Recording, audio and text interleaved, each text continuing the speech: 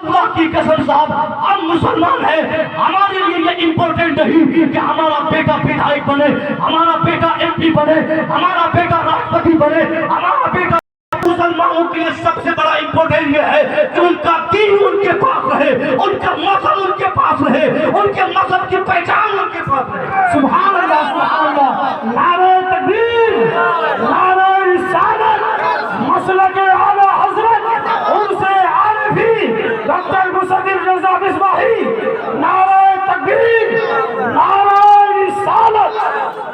اگر پیسہ اسلام مسلمانوں کے ضروری ہونا ہوتا تو جتنے اصحاب تھے، حضرت صدیق اکبر ہو، فاروق اعظم ہو، حضرت عثمان غنی ہو، مولا علی ہو، اس زمانے کے سب سے بڑے منسٹر آپ ہوتے، پیسوں کے لحاظ سے دولتوں کی ریل ٹیل ان کو ہوتی، مگر ان لوگوں نے ان ساری چیزوں کو مصطفیٰ کی بارگاہ سے سیکھا کہ مسلمانوں کے لیے سب سے بڑا امپورٹنٹ ان کے لیے ان کا تحفہ، ان کا ایمان ہے، ایمان کی شناخت ہے، ایمان کی چاشنی ہے، ایمانی پہچان ہے۔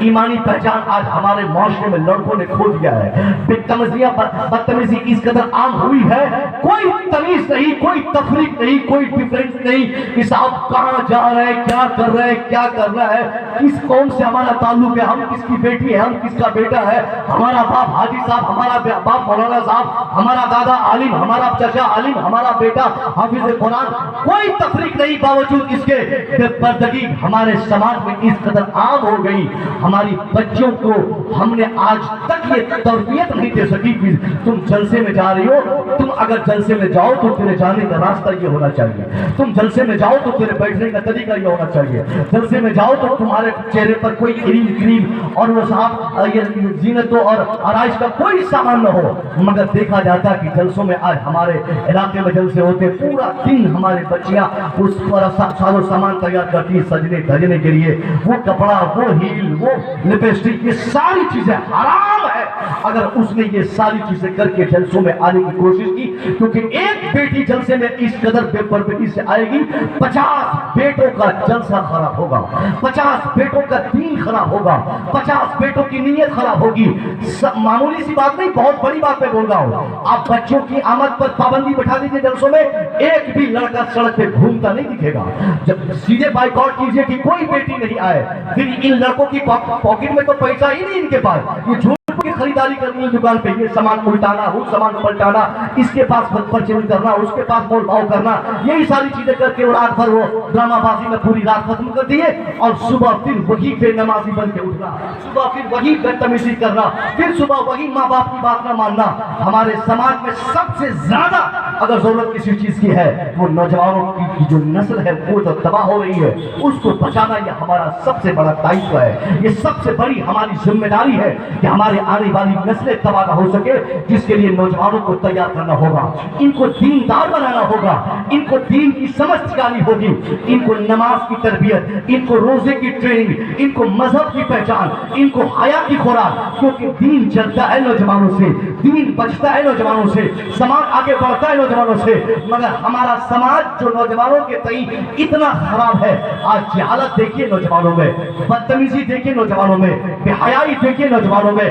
کسی اینگل سے آپ کوئی ایک باپ بولے اپنے بیٹے کے بارے میں دل پہ ہاتھ رکھ کے کہ حضرت میرا بیٹا 100% میرا بیٹا ہو گیا، تو اس میں سب سے بڑی غلطی پہلے آپ نے کی تھی۔ آپ کو جب تربیت دینی تھی، اپنے بیٹے کو دین سکھانا تھا، انسان بنانا تھا، اس وقت آپ نے کوئی اس کے لیے پریشر آپ کے دماغ میں نہیں تھا، کوئی آپ نے کوشش نہیں کی۔ دماغ پہ ایک ہی بھوت سوار تھا، اس بیٹے سے پیسہ کمایا جائے، اس کو کلکتہ بھیجا جائے، اس کو ممبئی بھیجا جائے، اس کو صاحب کسی کمپنی میں لگا دیا جائے تاکہ 10-20 ہزار کما کے جلدی سے ہم بھی مکان بنا لے، گاڑی خرید لے، یہ ساری چیزیں ہمارے دروازے پہ آ جائے۔ ہم نے کبھی یہ ضرورت محسوس نہیں کی کہ آج ہم جوان ہیں، کل ہم جب بوڑھے ہوں گے اور یہ ہمارے بیٹے جب جوان ہوں گے، اگر ہم ان کو دین نہیں سکھائیں گے تو بڑھاپے میں، میری بڑھاپے میں یہ ہماری عزت ہمارا بیٹا نہیں کرے گا، میری بیوی یعنی وہ اپنی ماں کی عزت نہیں کرے گا، وہ اپنے سماج میں انسان بن کے نہیں رہے گا۔ اس لیے آج گھر کا گھر چل گیا، ماحول کا ماحول چل گیا، آبادی چل گئی، پورا معاشرہ چل گیا۔ 80 سال کے بڑھاپے میں رو رو کر आज चिराग साहब के पास तावीज मांगते थकता नहीं कि हजरत तावीज लिखिए, बेटा पागल हो गया, बेटा ससुराल भागते रहता, कमा के देता नहीं, ईद के मौके से बेटे चप्पल नहीं खरीद के दिए, हमारे बेटों ने हमको कपड़ा नहीं दिया, बेटों ने मुझे पैसा नहीं दिया। मैं कहना चाहूंगा उस वक्त आप कहां सोए थे जिस वक्त बेटों को तरबियत देनी थी, जिस वक्त बाप की अहमियत उनको सिखाना था, जिस वक्त इंसानियत का पैगाम देना था। इससे पहले कि हमारा बेटा बिगड़ जाए, हमारा माशरा तबाह हो जाए, हर बाप की जिम्मेदारी है कि वो अपने बेटों को सुधारने के लिए बचपन में ही ऐसी प्रयास करे, ऐसी कोशिश करे कि जवानी में उसका बूढ़ा बाप रोकर बुढ़ापे में बुढ़ा न हो। हमारा समाज चल रहा है, हमारा माशरा चल रहा है, ऐसे चलते समाज में छोटे छोटे बच्चों से कहूंगा, नौजवानों से कहूंगा, साथ आप अपने माँ बाप के फ्यूचर हो, आप अपने घर के फ्यूचर हो, आप अपने गांव के फ्यूचर हो, अपने इलाके के फ्यूचर हो। बड़ी मोहब्बत से आपका बाप आपको पाले है। अगर 80 साल के बुढ़ापे में आपका बाप आंसू गिराता है तो ये लानत आपकी जवानी में है। नौजवानों कान खोल के सुन लो, आपकी जन्नत, आपकी खैरखाही, आपकी भलाई आपके पीर के कदमों में नहीं। कोई हमारे आलिम बता दे कि किसी पीर के दामन पकड़ने से अल्लाह ये लाजिम कर देगा कि अब तेरा अमल चाहे जो रहे, तेरा व्यवहार चाहे जो रहे, तेरा किरदार चाहे जो रहे, अब तुझे जन्नत मिल के रहेगी। तुम तो बरेली से जुड़ गए, तुम तो किचौसा से जुड़ गए, तुम तो भागलपुर दरभंगा शरीफ से जुड़ गए, तुम तो फलाने जगह से जुड़ गए, अब तुझे कुछ करना नहीं। मैं कहूंगा साहब नहीं नहीं, पीर साहब की जरूरत यकीनन दीन और दुनिया और आखिरत में हमारे लिए है, मगर सिर्फ पीर हमारी भलाई के लिए काफी नहीं। अगर वाकई नौजवानों आपको जन्नत चाहिए तो पीर के पास नहीं, आपकी जन्नत तो आपके बाप के कदमों के नीचे है, आपके पास है। पीर साहब से पानी पढ़ाने के लिए बोतल में फिल्टर पानी लेके दौड़ने से बेहतर है अपनी माँ, प्यासी माँ को एक गिलास पानी पिला दे। अल्लाह की कसम, पीर साहब की दुआ कबूल हो न हो इसकी कोई गारंटी नहीं, मगर जिस नौजवान का बुढ़ापा अपने जवान बेटे के लिए अल्लाह से मुतालबा करे, अल्लाह ये मेरा जवान बेटा मेरे बुढ़ापे में मेरी खिदमत करता है, ये अल्लाह मेरे बेटे की दुनिया बना दे, बेटे की आखिरत बना दे। उलमा का मानना है जो बूढ़ा बाप अपने जवान बेटे के लिए दुआ करेगा, अल्लाह उस बेटे की दुनिया भी बनाएगा, आखिरत भी बना दे। सुभान अल्लाह। नारे तकबीर, नारे रिसालत, मसलके आला हजरत अज़मत वालिदैन डॉक्टर मुसद्दिक रज़ा साहब क़िबला। नारे तकबीर, नारे रिसालत। माँ बाप हमारे रो रहे हैं। एक साहब ने बताया कि हजरत मेरे पास 5 बेटे, 5 बेटे का बाप बुढ़ापे में अगर बिस्तर पे पेशाब करे, लानत है ऐसे बच्चों पर। अल्लाह। आज एक बेटा कलकत्ता में ठेकेदार, दूसरा बेटा बेंगलोर में डॉक्टर, तीसरा बेटा दिल्ली में इंजीनियर, चौथा बेटा बेंगलोर में सुन रहा है, उसको दिलाने वाला कोई नहीं। अक्सर देखा जाता बुढ़ापे में एक बूढ़ा बाप रो रो कर जिंदगी काटता है, ये कहकर कि काश मेरा बेटा मेरे सामने होता, काश मेरा बेटा मेरी खिदमत कर रहा होता। नौजवानों 5 साल के बाद ठेकेदारी संभालना, जब तक आपका बाप जिंदा है इस धरती पर उससे बड़ा पीर आपके लिए कोई है। जब तक माँ की आखिरी सांस बची है तब तक जन्नत गिफ्ट करने वाला आपके लिए कोई आपके दूसरा आपकी माँ के अलावा नहीं है। इसलिए माँ बाप की खिदमत ये सबसे ज्यादा कंपल्सरी आप पर है। माँ क्या होता है ताकि नौजवानों को बताया जाए कि बिगड़ता हुआ समाज बाप को कहने वाला बेटा आज हो गया है, आप हमारे लिए क्या किया है, क्या किया हमारे लिए, कुछ खरीदे है, ये जमीन हमने ली है, मकान हमने बनाया, गाड़ी हमने ली, बहन की शादी हमने कराई। मैं कहता हूँ साहब एक बाप का क्या एहसान आप चुका सकते हैं। बाप पैदा करके बचपने में आपको पाल के चलना फिरना बोलना सिखाया नहीं दे कुछ आपको नो कोई चीज नहीं। पूरी जिंदगी अगर किसी का बाप अपने बेटे के लिए कुछ नहीं करे, एक रात की भी तकलीफ आप अपने बाप की पूरी जिंदगी अगर आप उसकी खिदमत करेंगे, उस रात की तकलीफ का बदला भी आप एक बहुत खूबसूरत। जब एक बाप का बेटा बीमार पड़ता है ना, कभी इस मौलवी साहब के पास, कभी उसके पास, हजरत 1000 रुपये दीजिए ना, बेटा बहुत बीमार है। और जब डॉक्टर किसी बाप को बोल दे कि आपका बेटा अब नहीं बचेगा, अल्लाह की कसम उस वक्त वो बाप चाहे गरीब हो या अमीर, उसकी कैफियत नहीं होती कि अल्लाह मेरे पास जितनी संपत्ति है मैं सारी संपत्ति उसको दे दूं जो मेरे बेटे को बचा दे। नौजवानों, बुढ़ापे में अपने बाप को रुलाने का कारण न बनो।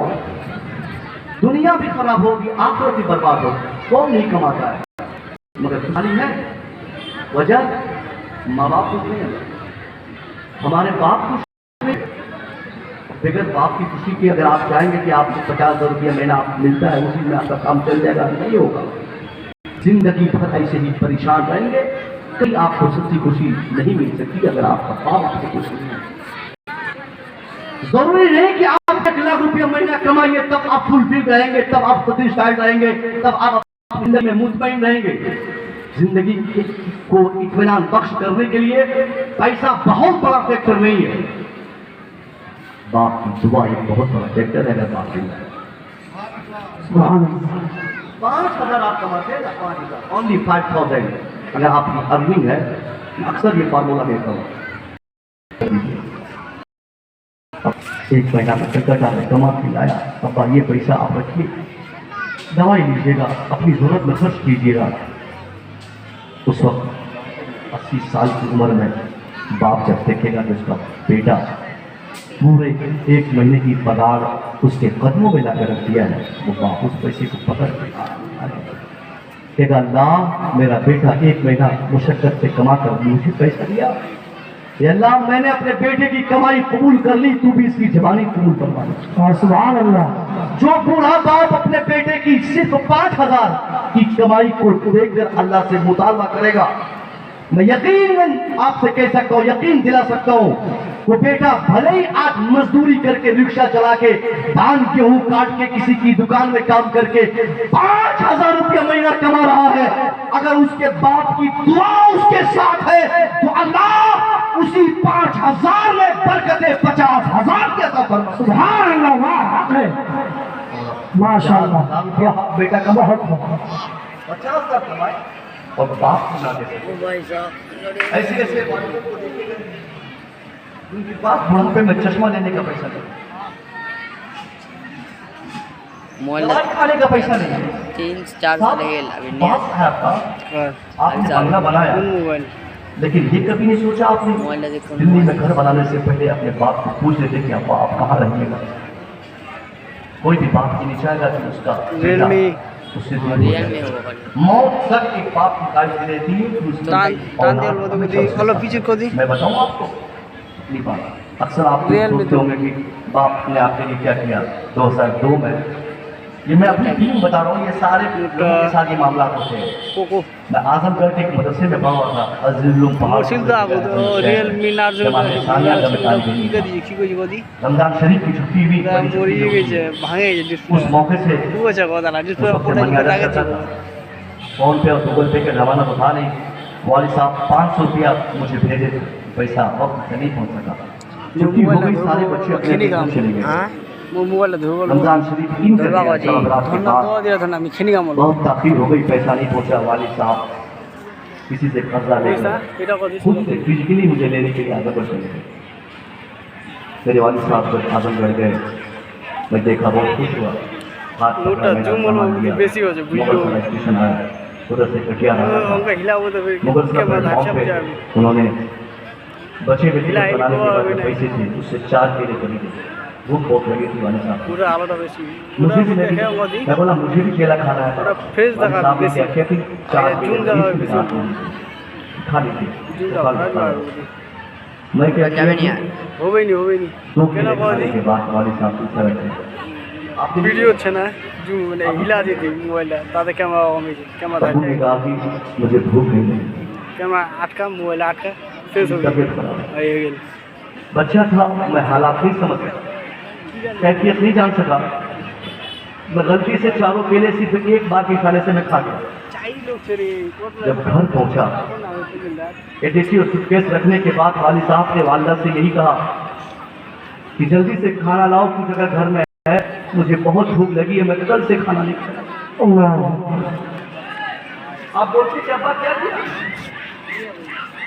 आपका बाप आपके लिए बाइक खरीद के देगा, पाप है, बंगला बना दे, कब पाप है, एप्पल मोबाइल खरीद के देता बाप है नहीं, अगर वो पैदा करके छोड़ भी देना सीधी जिंदगी भर होता है, ऐसा नहीं होता। खुदा के वास्ते नौजवानों, सबसे पहली इस्लाह की बात आज इस महफिल से ये, आप अपने बाप को हो जाए। कोई दुनिया में नहीं बचाएगा अगर बाप नाराज हो जाए, वालिदैन नाराज रहे, पूरी दुनिया के तमाम लोग मिलकर अल्लाह से आपके लिए, आपकी बख्शिश के लिए दुआ करें और सब लोग सिफारिश करें, अल्लाह इसे जन्नत दे दे, जन्नत दे दे। पूछिए हमारे उलमा से, अगर वालिदैन न चाहे तो अल्लाह अपनी जन्नत किसी दूसरे की सिफारिश और रिकमेंडेशन से अपनी जन्नत गिफ्ट नहीं कर सकता जब तक आपका बाप राजी है। मैं तो कहता हूँ इनकी इज्जत, इनका एहतराम तो नमाज से भी ज्यादा पड़ रहा है। जुमला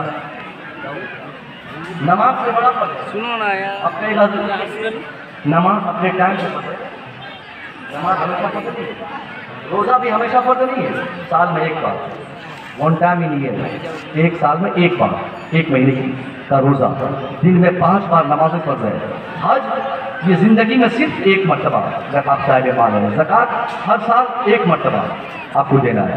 ये चारों फराइज जिस पर इस्लाम टिका हुआ है, ईमान के बाद कहा जाता है कि ईमान के बाद पूरा इस्लाम इन्हीं चारों खंभे पे है, नमाज, रोजा, हज और ज़कात। मगर इन चारों से ज़्यादा इम्पोर्टेंट आपके लिए आपके वालिदैन की इज्जत, उनका एहतराम करना है।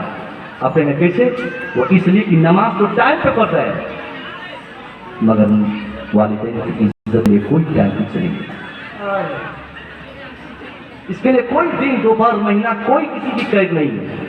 हर वक्त अगर आपका बाप जिंदा है उनका एहतराम मानिए। बाप कह दे कि रास्ता आपके लिए गलत है तो गलत है, बाप बोले रास्ता खराब है तो खराब है, अच्छा है तो अच्छा है। उनकी मर्जी की शादी करना, उनकी मर्जी के बगैर न हमारी कोई बेटी शादी करे न हमारा कोई बेटा शादी करे। आज ये फैशन चला है ना, माँ बाप के सामने आके कहना क्या बनाने से शादी मेरी पसंद मैं करूँगा, मैं डिसाइड करूँगा, रखना मुझे, आपको थोड़ी रखना है। ये सारे कंप्लेंट आते हैं माँ बाप के पास। मैं कहता हूँ कि क्या कोई बाप चाहेगा कि उसके बच्चों की शादी किसी गलत जगह हो जाए? जो बाप पैदा किया वो बाप डिसाइड करेगा कि आपकी शादी कहाँ होगी। जिस बाप ने आपका नामकरण किया, जिस बाप ने आपको जिंदगी दी, जिस बाप ने आपको चलना सिखाया, जिस बाप ने आपको बोलना सिखाया, जिसने आपकी तालीम का इंतजाम किया, जिसने आपकी तरबियत का इंतजाम किया, जिसने आपके रहने का इंतजाम किया, जिसने आपकी खुराक का इंतजाम किया, जिन्होंने आपकी परवरिश की, उस बाप को पता है कि कौन सा लड़का आपके लिए बेहतर है, कौन सी लड़की आपके लिए बेहतर है, कौन खानदान आपके लिए बेहतर है, कौन सा परिवार आपके लिए बेहतर है। ये कौन सा फितना हमारे जमाने में आ गया कि बेटियां बोलती है कि मैं, मेरे लिए वो लड़का बेहतर, बेटा बोलता है मेरे लिए वो लड़की बेहतर। मैं कहना चाहूंगा जो लड़का, जो लड़की अपने माँ बाप की मर्जी के खिलाफ शादी करे, काम करे, कोई दुकान करे, कोई काम करे, आज तक उनमें से किसी को कामयाब होते नहीं देखा गया। ये 2 दिन का प्यार करने वाला, सुनिए गौर से नौजवानों, ये प्यार नहीं, ये मुसीबत है, मोहब्बत नहीं, ये आफत है। मोहब्बत और प्यार के जुमले अक्सर सुने जाते हैं जनाब भाई, आपके गांव इलाके की बात नहीं, हमारे यहाँ का माहौल भी। हमारी बेटियां बोलती हैं, बेटियां सुनो कि नहीं वो तो हमसे उसको बहुत चाहता है। वो लड़का बोलता है कि वो मेरे बगैर नहीं जी पाएगा। लड़का कभी कहते किसी बच्ची से, बच्चियां हमारी छोटी छोटी होती है, उनको थोड़ी सी उनको अंडरस्टैंडिंग, अकल कम, आज तो ये भी नहीं बोल सकते, वरना ये भी तो मुसीबत है।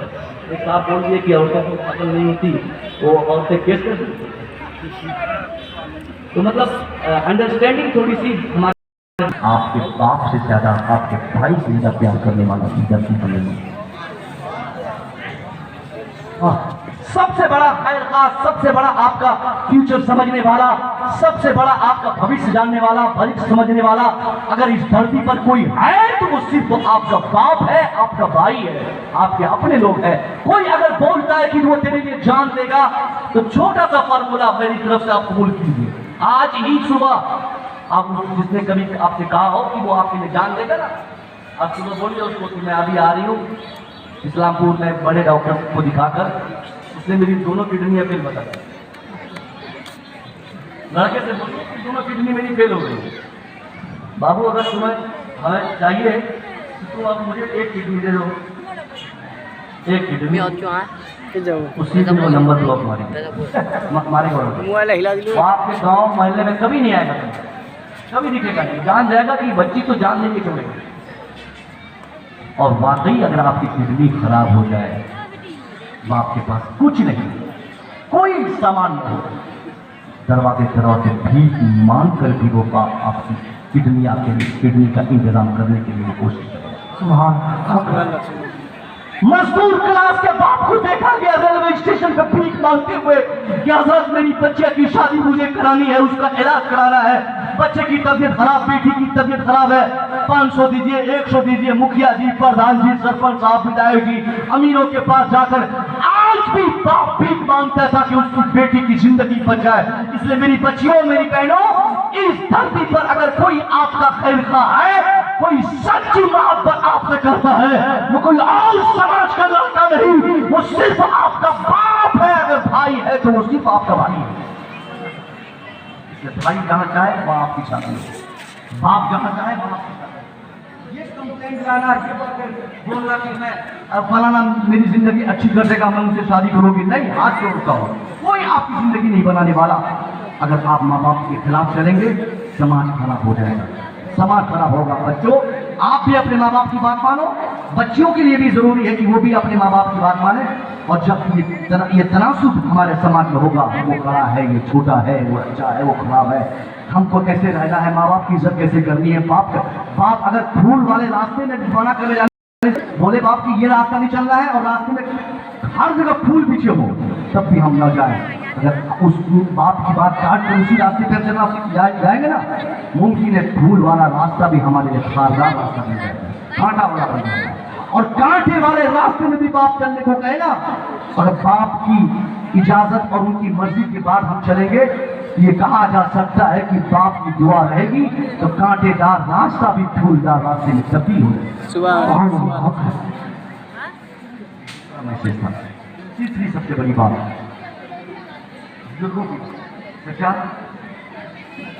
ज़्यादा ये से लोग जो हमारे समाज में हैं, इनसे ये कमियां अक्सर देखी गई हैं कि नौजवानों कुछ तो शादी के बाद समाज में जिस तनासुब है, बेटी बहू को मानने जानने और उनके साथ इज्जत करने का, ये बहुत फर्क होता है।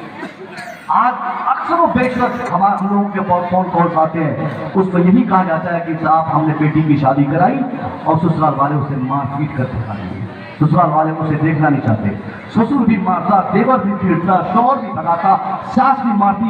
एक तो अगर किसी गांव में ऐसे घर होंगे जहां की बहू रानी बनकर रहती हो, मगर अक्सर बेशतर देखा जाता कि हमारे घरों में आज हमारी बहू रानी नहीं, नौकरानी बनकर जिंदगी गुजार रही है।